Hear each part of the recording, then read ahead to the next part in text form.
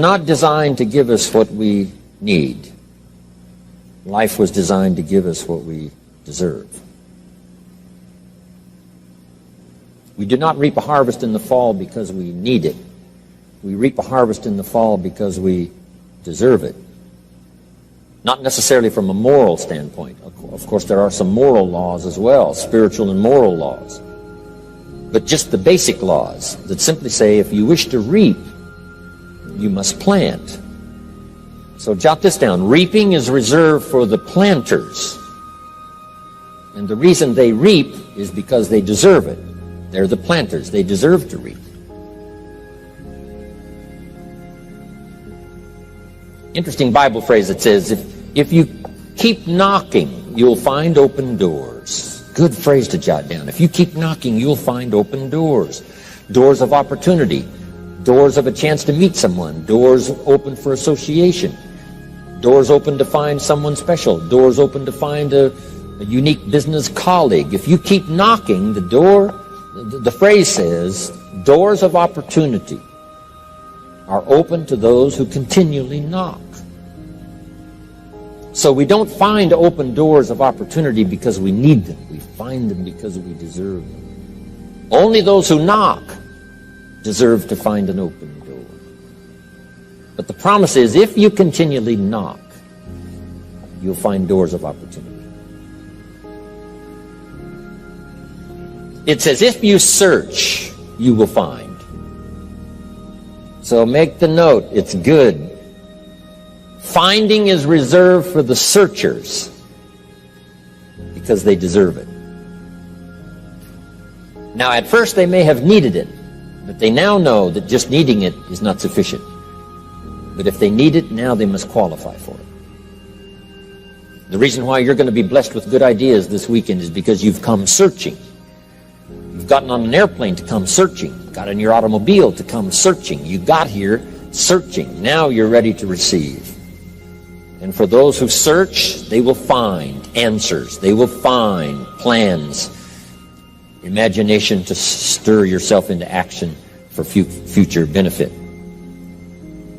So if you search, to find a good idea, you must go looking, go searching. You've got to go to church.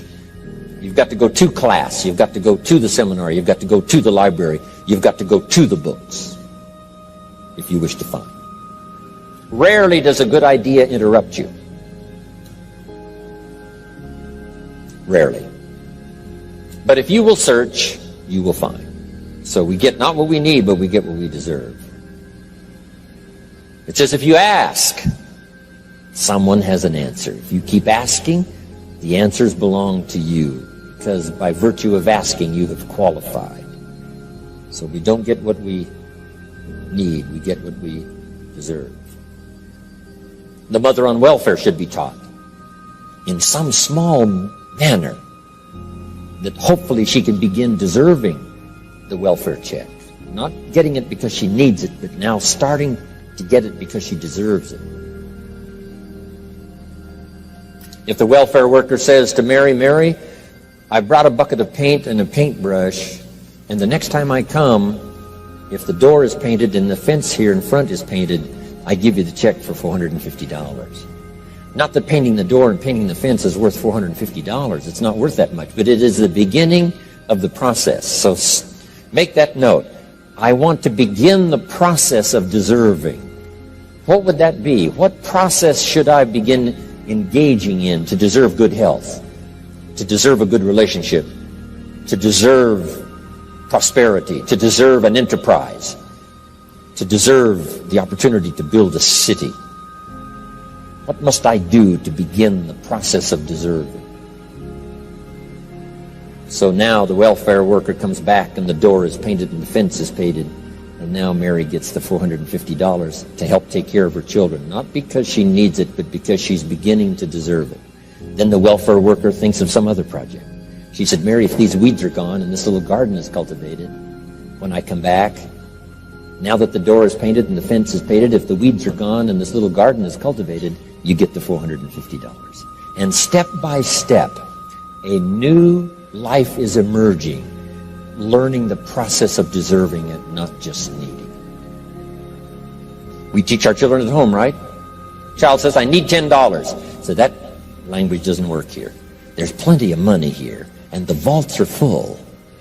But to say I need $10 is not how you open the vault. So the child says what? Wow, how can I get that $10 that I need? So here's what they learn to say. How could I earn $10? Now the vault opens up. Now the money starts to flow. How could I earn $10? What could I do to earn the money? Not to get the money because you need it. Maybe you need the money. That's, all of us have needs. But here the key is to figure out how to open the vault, how to open the bank, how to open this unbelievable flow of resources to come our way. And here's the key: to deserve it, not to need it. You can't walk out to the field and say to the field, I need a crop. Here's what the field says. Here's what the ground says. Who is this clown that brings me his need but brings me no seed?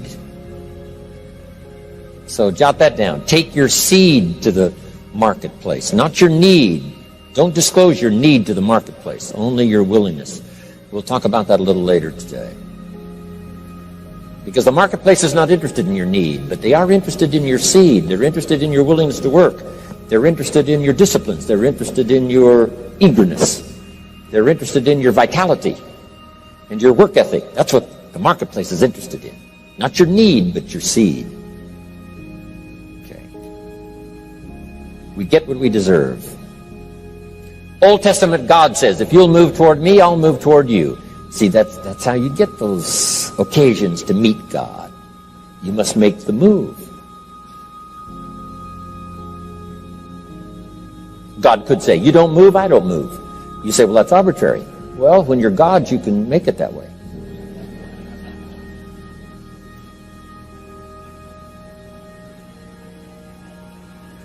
So, the law says if you wish to receive. Now let's talk about enlightened self-interest. If you wish to receive.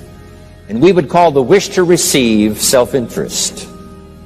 But if it's enlightened self-interest, here's what it says. I understand that in order to receive, I must give. Receiving is reserved for those who give. Receiving is not reserved for those who need it. It's reserved for those who deserve it. We deserve the receiving by giving.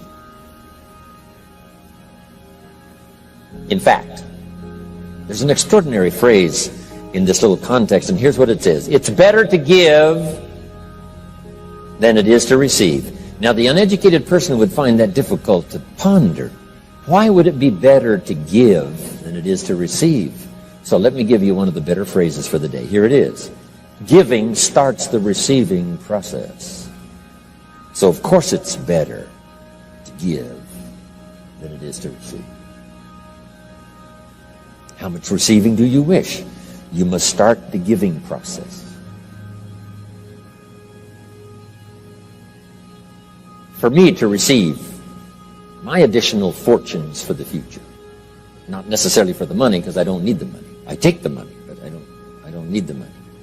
But here's what I do need. For someone to say, a year from now, 5 years from now, Mr. Rohn, that seminar helped to change my life. And for whatever reason, I was brought here to this place for this time. And later someone says that. See, to receive that kind of thanks, it's unbelievable. Here's what you cannot buy. That kind of thanks. You can't buy it with money. You have to earn it.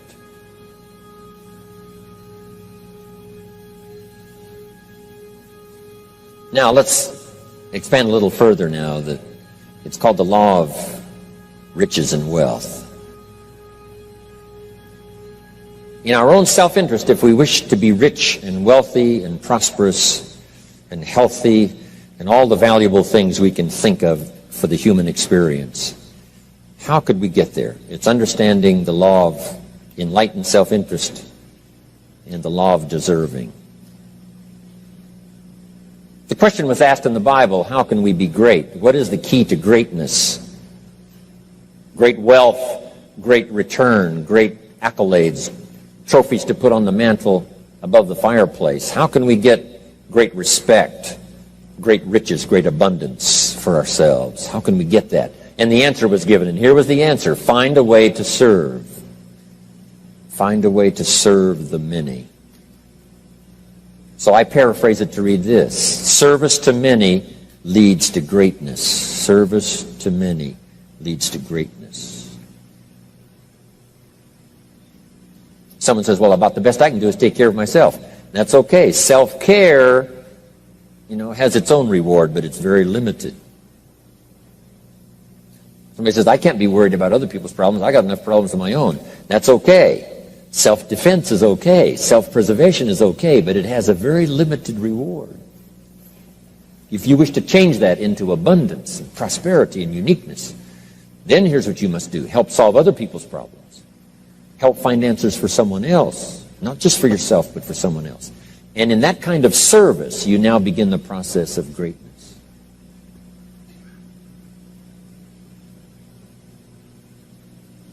Someone asked the question, how can I be ruler over many? How could I manage a lot of people? How could I be the leader of a vast movement or enterprise? Here was the answer. Nothing wrong with that wish. We call that self-interest of the highest kind. Wishing to be the manager, the ruler, wishing to be presiding over many people. Here was the answer. Be faithful when the amounts are small.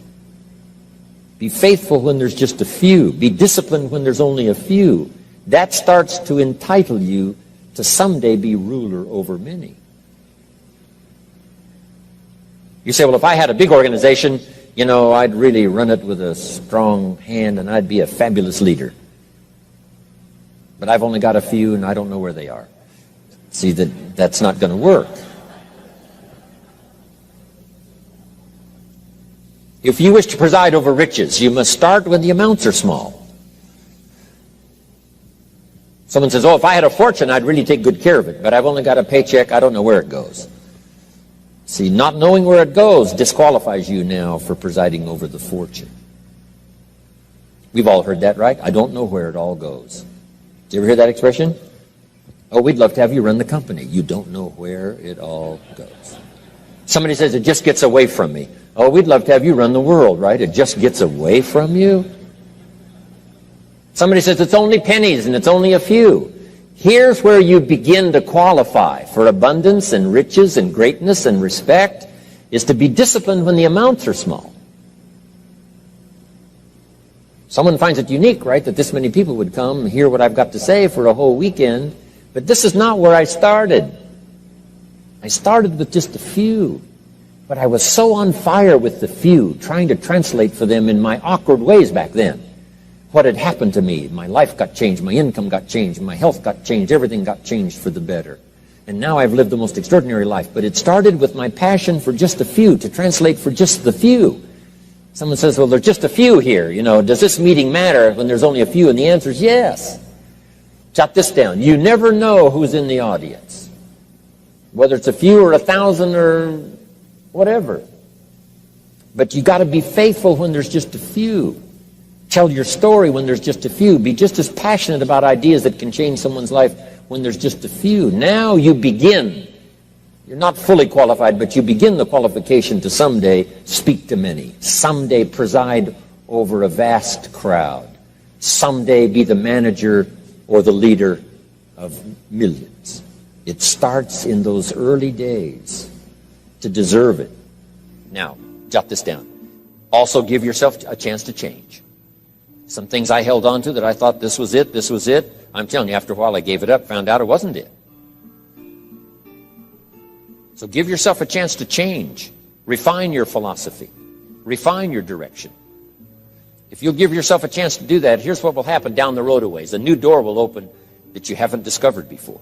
Give yourself a chance to change. Reevaluate.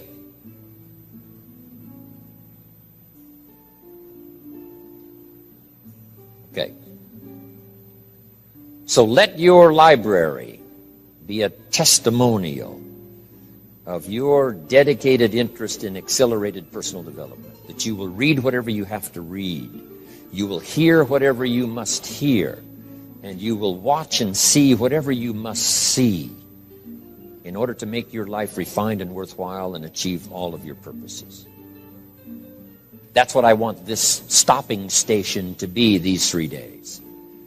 Just to come here and sit for a while and listen and ponder and take notes and work hard and see if you can't absorb, get all that you possibly can here so that it will start to refine your life even before you get on an airplane and fly back to wherever you came from, before you get in your car and drive away.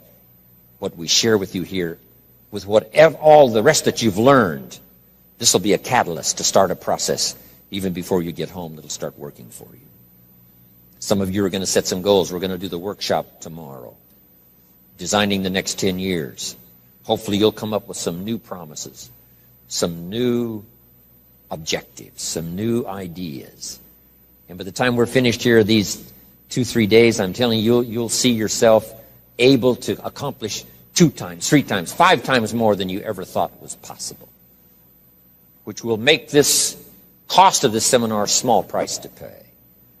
And hopefully it'll make the time you spent here a small price to pay compared to making this an investment in your future, in what will flow in terms of money and income and return and reward and respect and dignity and accolades, trophies, all the stuff that can be yours.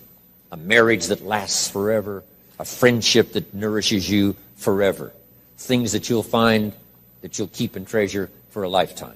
Hopefully this is one of those weekends. It takes a lot of effort to learn. It takes a lot of effort to grow. It takes a lot of effort to decide and debate. But jot this down. It's all worth the price. Whatever stimulates you to think, whatever stimulates you to wonder, whatever stimulates you to react or even to debate, even if you hear something you say, well, that's not right, see, that's still valuable. It means you're awake. It means you're alert. It means you're alive. It means your mind is ready to take on something, whether it's agreeable or not agreeable. Something right, something wrong. Who cares what it is? We've got to listen to a variety of voices. And some are going to come from the left and some are going to come from the right. And some are going to come from mysterious sources. And some will try to entice you with all kinds of stuff. But that's okay. Just so you're alive and alert and awake, ready to process anything that comes your way. Take the best of it and make it beneficial for you, so that tomorrow you walk with a stronger step. Next month you see a clearer vision. And a month from now, the purpose for your life is multiplied by 2, 3, 5. That's what I want to create here. So, now, to hurry and get through, because we have so many subjects to cover, let's cover now some other things under personal development. Here's one that's important as you read and as you listen and as you study and as you grow and as you take notes and as you fill up your journal. And then try to work on the ideas to make yourself valuable in the marketplace. Here's something to remember under personal development, some things I had to learn. First, steps to success. First of all, you need good ideas. Just decide right now you're going to accelerate your plan for collecting good ideas. Ideas for your life, ideas for your health, ideas for your marriage, your relationships. Ideas that stimulate. One idea sometimes leads to the next, needs to the next. And the 4 or 5 ideas in the future that really thrust acceleration into your life, you couldn't have gotten unless you went through the first one and the second one and the third one. Next, you need good plans. We're going to talk about time management and game plans tomorrow. You need a good health plan. Traveling around the world, you can imagine the kind of health plan I have to have. If I didn't have a superb, extreme, got to underline the word extreme, if I didn't have a superb, extreme health plan, do you think I could travel all over the world? People look at my calendar and say, impossible. I'm the only one that can do it. Everyone else is too young. Incredible. But I've got to be extremely healthy. I can't let up at all in terms of diet and nutrition, exercise, all that stuff in order to stay healthy. So a good health plan, a good family plan. Here's a good one, a good marriage plan. Some people just go along married with their fingers crossed. You've got to have a better plan than that. Some are whistling in the dark, hoping everything will work out. Not a good plan. You need a good plan for how to use the day. We'll talk about that tomorrow. Best kept secret of the rich. How to use your time. A good plan to meet the right people over the right amount of time to stimulate your life. You need a game plan for lifestyle. We'll talk about that later. So to succeed, we need good ideas and good plans. Here's the next. We have to learn to handle the passing of time. Because all of this takes time to learn, to grow, to change. Getting through the seasons takes time. The spring has a certain amount of time. The summer has time. The harvest has time. The winter has time. Learning to handle the passing of time. Jot this down if you're involved in business. You've got to give your project time. You've got to give your people time. Give people a chance to learn, chance to grow, chance to change. One of the great requirements, especially in such an industrialized, busy, mad, dashing society, and that is to have people patience. First, we exercise it with our children and our family. Getting people to work together. Got to have patience, even with your family. If you're involved with independent people, it's a challenge. It's like herding cats, trying to get them to work together. Herding sheep is easy. They very quickly get going the same direction. But try herding cats. It's like your children. Different ages and different personalities and different opinions. To get the family all going the same direction, kind of working together to make things work, I'm telling you, it is a challenge. But if you'll have some patience, you can do it. Now here's the big one, to have patience with yourself. Give yourself time to learn. Give yourself time to understand good ideas. Give yourself time to make changes and then grow into those changes. Give yourself time to refine your personality to fit the business, whatever business you're engaged in. In some you may have to speak up a little stronger, and some you may have to calm down just a little bit more. Just learn to refine your personality and your temperament to suit. All of us can do that, but it takes time. Have patience with yourself. We had to do that from the beginning. Learning to tie the shoestrings of your shoes. If you tried a couple of times and says, I'll never learn this, it's over. Say, no, you can't go through life with your shoes untied. Come on. Some people, maybe it happens for them a little quicker than others. Some people get the hang of it almost overnight. Someone else, it takes a little longer. If it takes you a little longer, have patience with yourself. Because patience has its own reward. Patience is a virtue of the extraordinary kind. We have to have patience with our employers. We have to have patience with government officials. You've got to have patience with IRS. You've got to have patience with the Army. You've got to have patience with the FBI. Here's a good thing to remember while you're exercising patience. Usually enough good people will finally make it right. You just got to jot that down. Usually enough good people will finally make it right. Not everyone in the community is going to toe the line and do the moral thing. But let me tell you what, most will. That's how we create a society that we can live in. Most will. Every teenager will not obey all the rules and regulations and live a model life. Not everyone will, but jot this down. Most will. Enough will. When the good Lord recruited 12, not every disciple, not every one of the 12, but it was enough of the 12 to start a movement that's lasted for 2,000 years. Not everyone, but enough will. There's only been a couple of exceptions to that rule.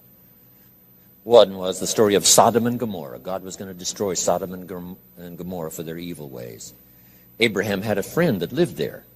And Abraham implored and said, God, if I can go to Sodom and Gomorrah and find 50 righteous people, will you spare the city?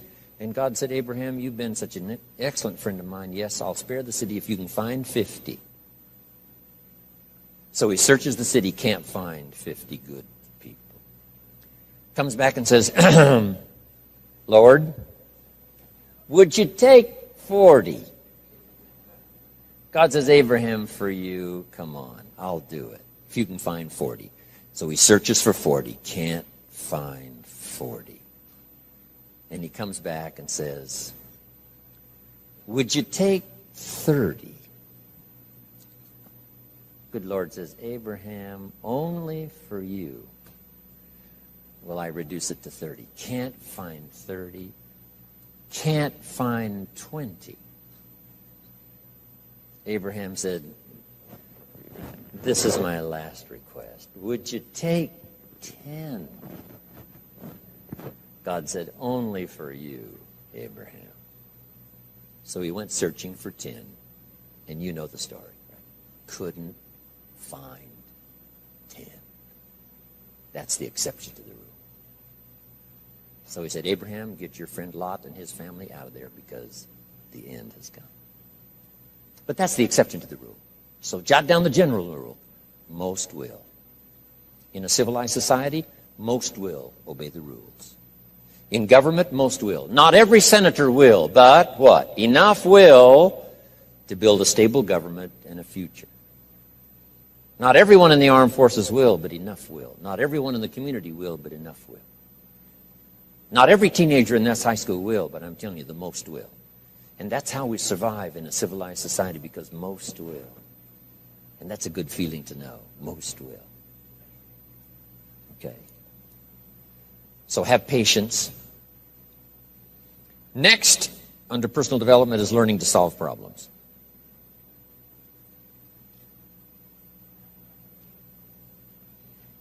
By the way, having patience with the seasons takes time to develop the crop. You can't plant the seed, dig around it in a few days saying, where is it, where is it? And you can't really help. All you can do is nourish. Some people plant in the spring, leave in the summer. Just haven't got the patience to last.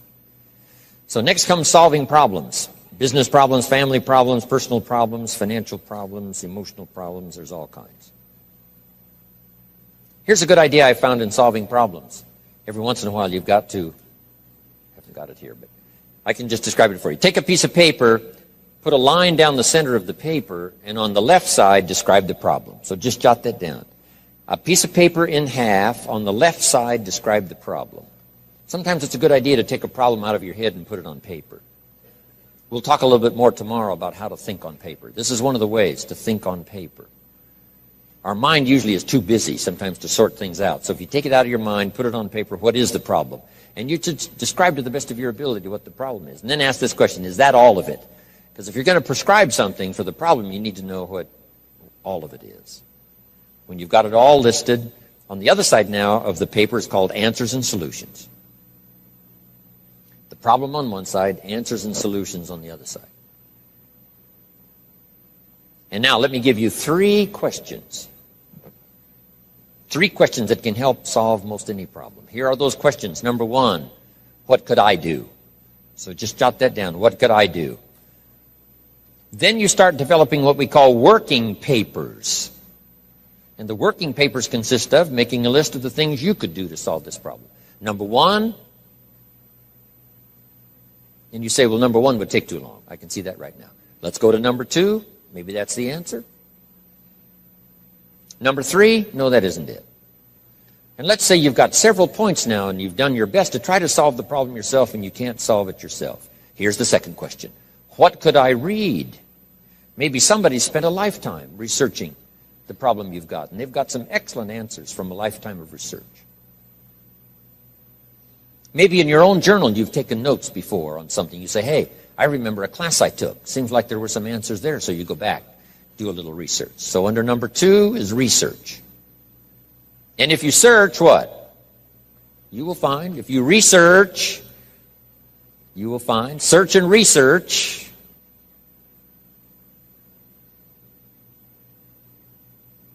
Now, research as soon as possible, because if the problem is severe, you don't want to wait till too late.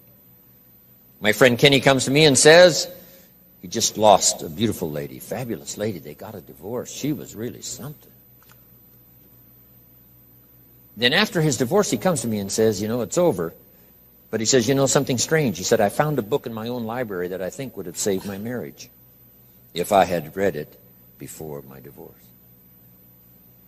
And it was a book entitled How to Live with Another Person. He said, I should have read that book a long time ago. He finally read it, but it was a little late.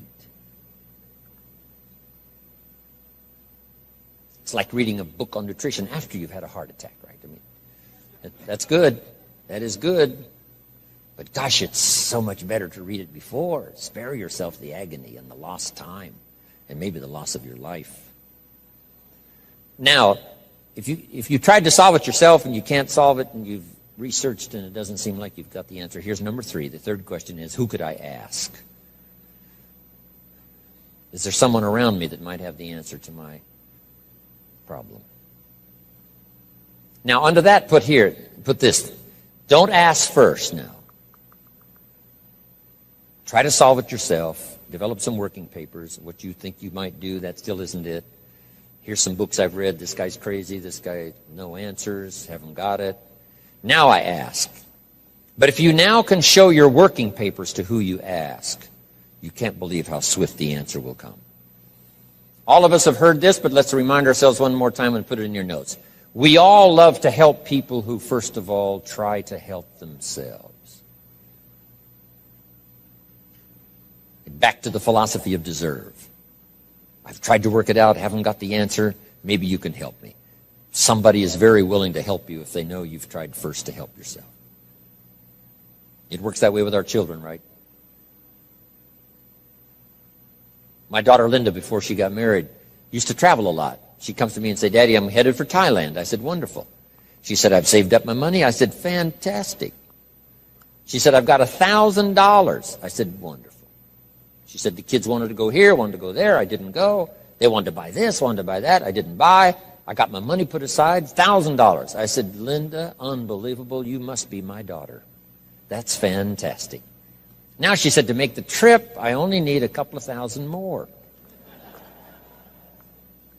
An easy 2,000, right? But she knew she couldn't get the whole 3.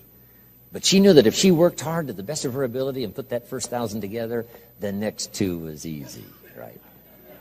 Okay.